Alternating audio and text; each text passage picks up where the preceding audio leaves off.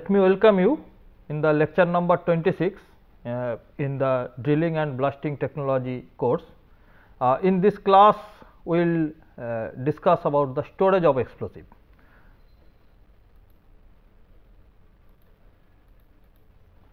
And for like every class, let us retrospect what we have carried out in our previous lectures. In last few classes, we are being introduced with the explosive accessories. We have also understand their important properties, that how those explosives and their accessories are behaving based on those properties. And we have discussed also the different methods to measure those properties and to check the quality and performance of these explosives. And after that, we are introduced with the thermochemistry of explosive and the explosive rock interaction. That means, how the on detonation how explosive behaves, how it generates energy in terms of shock and heat, and how the energy is transferred from the explosive to the rock, then how the fracture or fragmentation in the rock occurs. So, that part is already discussed in the previous lectures. At this point, let us go little bit on the other side, that how we are going to store the explosive and its accessories. So, our learning objective for this class is to understand the importance of storing the explosive, to understand the constructional design of a magazine. Magazine means the place where the explosive must be stored, to understand the different types of magazine, and to understand the guideline of keeping the explosive and accessories in the magazine. Basically, this is our learning objective for the next two classes, this class and the next class. But like every class we do, let us observe the video of this magazine. In this video, you can see the explosives are stored in the magazine, and there are few gaps between a lot of explosive, and in that gap you will also find out some spaces are given for basically the ventilation purpose. Here you must remember that the most of the explosives generates gases, and the accumulation of those gases must be avoided, because those are flammable gases. So, that is why it is essentially required that the ventilation must be provided inside the magazine, so that the gases produced must be taken out, and there should not be accumulation of the heat inside the magazine. So, you can see this is a very huge magazine in which huge quantity of explosives are stored, and that is why sufficient safety measures has to be taken care for this magazine. So, we will discuss what are those safety measures required, how these explosives can be stored in the magazine, what will be the way of keeping the explosive inside the magazine, and the explosive accessories, should we put them together or should we keep them differently. So, all these has to be discussed in this class. But let us see the historical aspect of the magazine. You can see this is the first magazine built up in colonial Williamsburg, Virginia in 1715. So, this is the world's first magazine built up in Virginia, and this was basically built to store the arms and explosive to fight with the natives of the Americans and the Europeans. So, Europeans kept their arms and ammunition in this building, and it was guarded heavily, so that they can fight with the natives of the American. Now, this magazine is kept as a tourist spot, and you can see this is very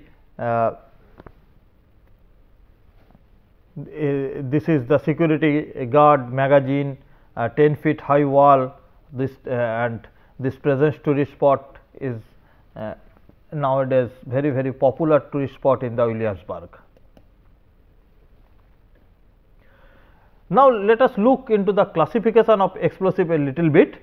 As per our explosive rule and the CMR MMR, the explosive classifications are like this. We classify our explosive in 8 class, okay.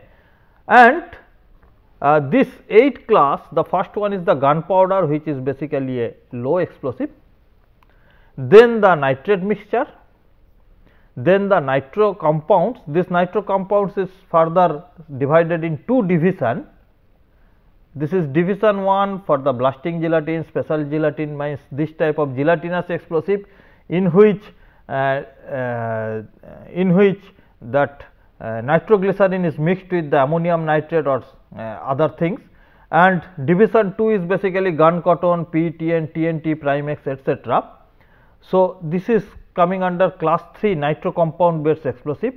Class 4 is chlorate mixture, which is explosive, but in Indian mining context it is not very common.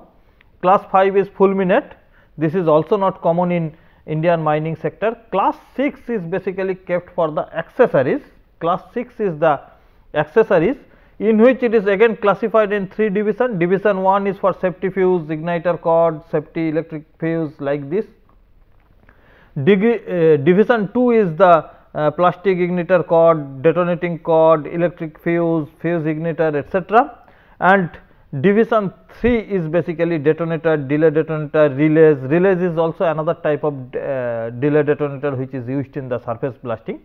So, basically this class 6 is dealing with the accessories, class 7 is fireworks, means which is allowed to use in the common public places, and class 8 is liquid oxygen explosive, though nowadays we do not use liquid oxygen explosive in our mines. So, that is why it was not discussed in detail where we discuss about the explosive, but earlier in fact till middle of the 90s liquid oxygen was a very common explosive used in the surface mines.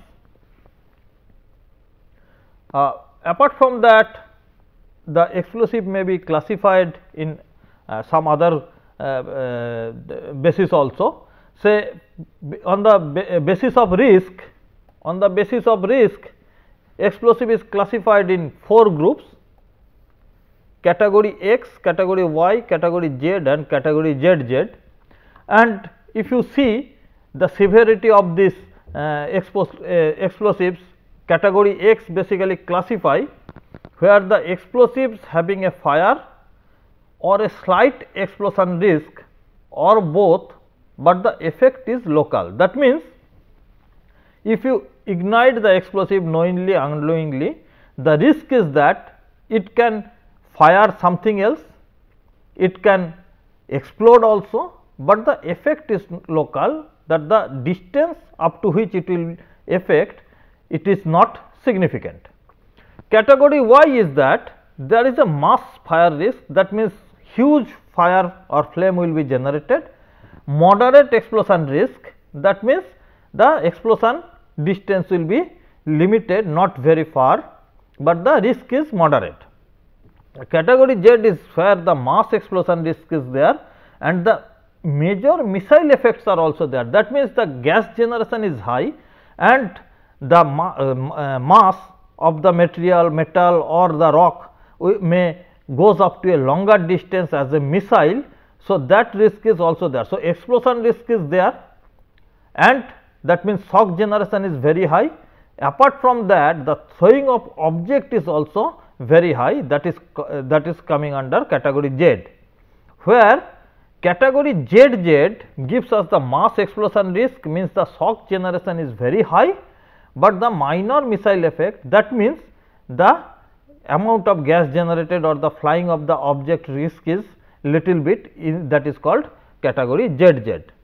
Okay. So, based on this schedule 8 of the explosive rules, the safety distance to be observed, and from there from magazine and the storage of high explosive of different capacities are allowed for that magazine depending on the type of explosive. So, this risk type is very important, while the storing of them in the magazine is a point of observation. On the basis of strength, this is already discussed that we classify it into low explosive, where the VOD is less than the velocity of sound, that means the subsonic VOD. In that case, the explosive is considered as the low explosive. If it is supersonic, then this line is wrong. Okay. When the VOD is more than the velocity of sound, VOD is more than the velocity of sound, then it is called high explosive.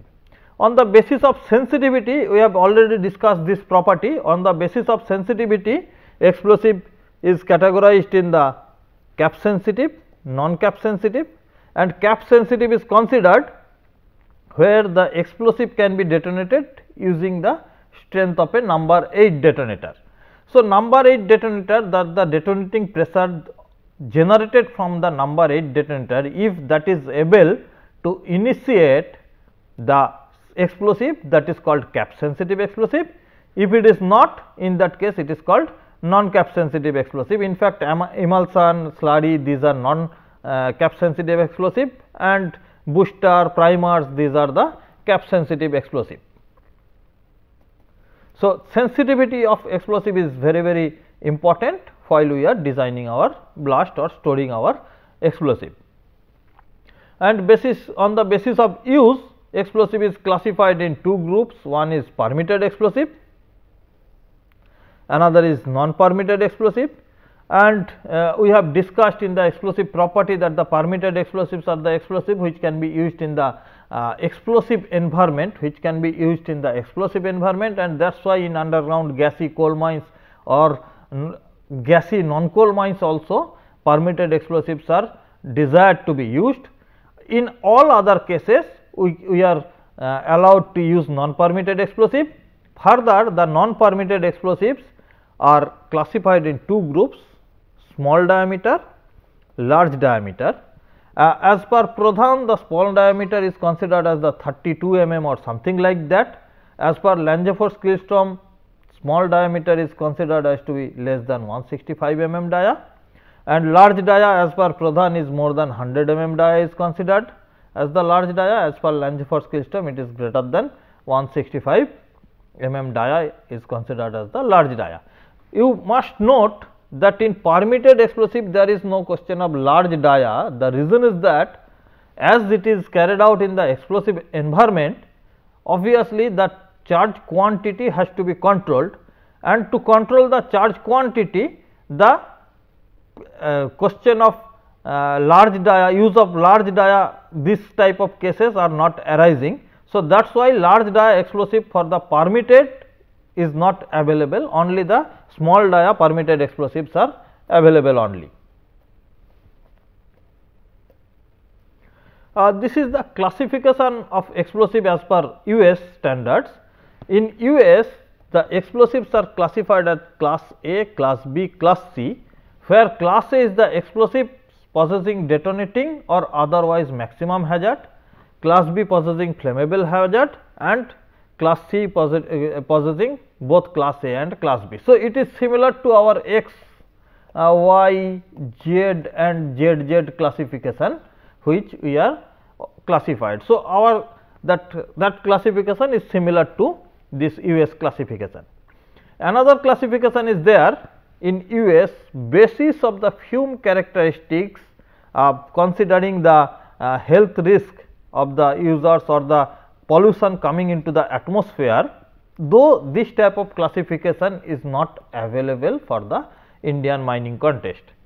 But you can see this classification is that first criteria is that the toxic gases, there should not be more than 71 liter generation of 71 liter of toxic gases per 454 grams of explosive. Okay.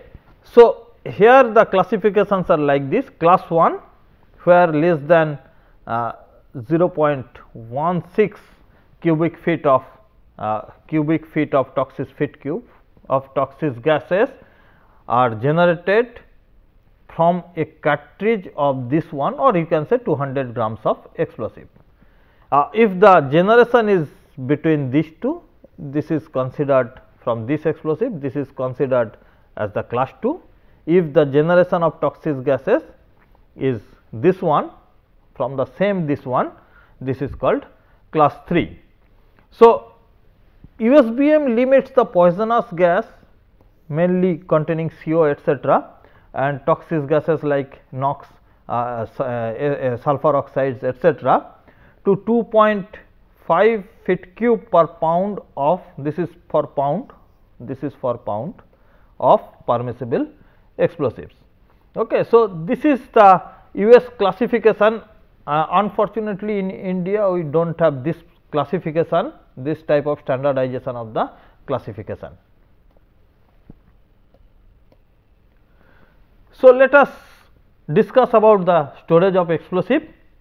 Storage of explosive as per the Indian Explosive Act 1884 and the explosive rule, explosive can be stored in the magazine only, and it must be stored as per the provision given in the explosive rule. Before discussing into the constructional nitty-gritty of the magazine, types of magazine etc., let us first understand how we can establish, get the permission to establish a magazine. Who will give us the permission, whether we are able to use the explosive, we are able to store the explosive as in authorized manner, what is the procedure for that. Now, for establishing a magazine, first we need to have a license for the magazine, and the application must be given for the grant of license in form 22. Basically, form 22 is describing that you can pose the explosive in your for your own use. The licensing authority who will grant this application, for a magazine of more than 200 kg is by Chief Controller of Explosive. For any magazine with liquid oxygen and bulk explosive, basically it is not magazine, basically liquid oxygen and bulk explosives are manufactured at the site. So, it is basically the manufacturing of explosive, that permission must be given by the Chief Controller of Explosive, and for the magazine which is less than 200 kg, regional controller of explosives are the authorized person to give the license. Now, in this case we have to discuss few more things. First is that explosive comes in India, explosive comes under the Ministry of Petroleum. So, basically for applying this, a person has to apply to the Ministry of Petroleum, and the office of the Chief Controller of Explosive is at Nagpur, and regional application may be submitted to the regional office also, but that will be transferred to the Chief Controller of office of the Chief Controller of Explosive. Now, the application should have, all these applications for granting the license of explosive should have a plan of the proposed premises. That means, on the land on which the magazine has to be built up, that must be plan, and sections of that area must be given or must be enclosed with the application. The site plan incorporating approach roads to the magazine, nearby landmarks, distances from the nearby buildings, roads etc., must be there in the plan. Then the second one requirement is the magazine, drawing of the magazine. Third is the, whenever the application is made for a company, the name, address, specimen, signature of the person, of the authorized person of the company must be there. If it is within the 100 meter of the railway line, the NOC from the railway is also required. The NOC must be taken from the district authority also, and district authority must go for a public hearing, and the complaints observed in the public hearing must be communicated to the person who is willing to set up the magazine, and his observation must be included there. So, the district authority has to give the NOC, otherwise no magazine can be, license for magazine cannot be given. So, NOC from the district authority must be taken, and for that the public notice, public hearing is also required, and that must be carried out in the local manner.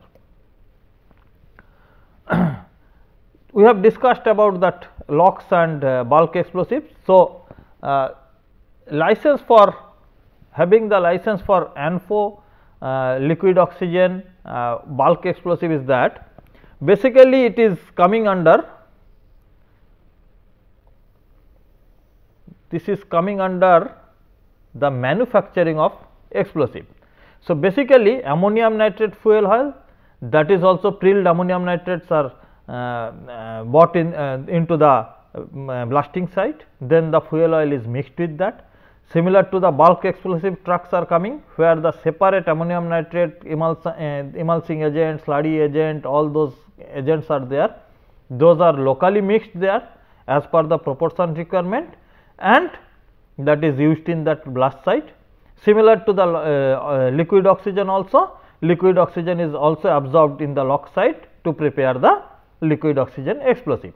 So, basically all these three are explosive manufacturing at the place where the explosive is being used. So, this comes under the explosive manufacturing in the site of own use. So, that is why this comes under the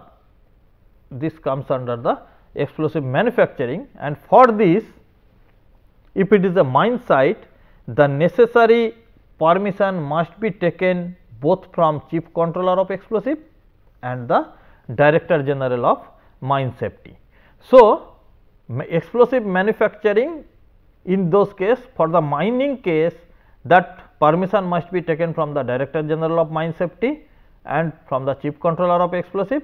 Otherwise, it is the Chief Controller of Explosives and the district authority for using this in the local area. Okay. So, this is the essential permissions required for the bulk explosives. Now, let us see the procedure to establish a magazine for storing explosive less than 100 kg. When the explosive is to be possessed for own use under a license in Form 22, the applicant may apply directly to the district authority together with an application of Form 5 and necessary plans for the grant for NOC and forwarding of the application by the district authority along with the NOC. So, in that case the first NOC will be obtained, then the permission will be given by the regional controller of the explosive. Renewal of license is also another important matter. You remember the license always expires in the 31st March in every year. So, that means, if some license is given to you on the 1st March, that license will also expire in 31st March. If it is given on 20th November, then also the license will expire on the 31st March of the next year. So, all the explosive license are expiring on the 31st March, and every year the license needs to be renewed, and this application for the renewal of the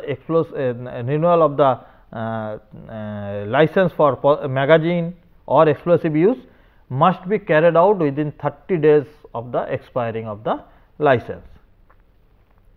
Often what is happened, as the application has been made, the